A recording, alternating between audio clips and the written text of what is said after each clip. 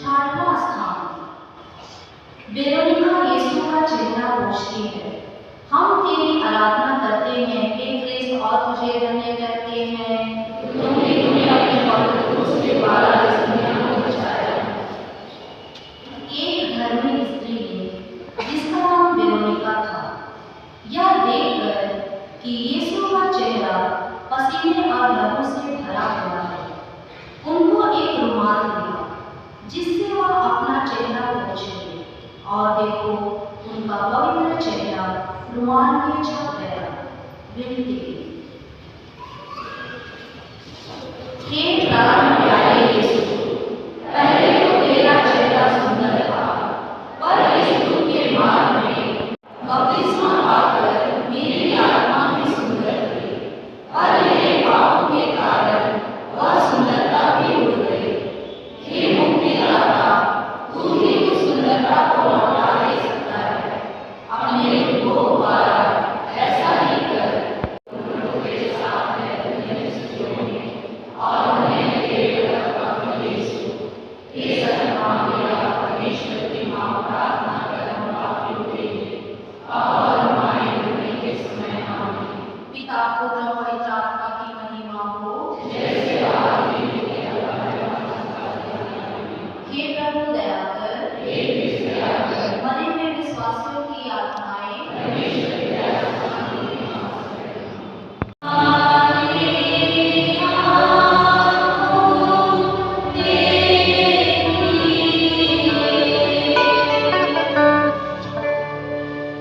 सातवां स्थान, यीशु दूसरी बार क्रूस के नीचे गिरते हैं। हम तेरी आराधना करते हैं हे क्रिस्त और तुझे धन्य कहते हैं, क्योंकि तूने अपने पवित्र क्रूस के द्वारा इस दुनिया को बचाया। दूसरी बार गिरने के कारण यीशु के सिर और अंगों की पीड़ा और बढ़ती जाती है। विनती, हे अति मधुर यीशु, कितनी बार तूने मेरे पापों की क्षमा की, तेरे द्वारा गिरने के पुण्य फलों के द्वारा मुझे आवश्यक सहायता दे, जिससे मैं मरने तक कृपा की दशा में रहूं। ऐसा कर कि हर परीक्षा में मैं जल्दी तेरे पास सहायता मांगने आऊं।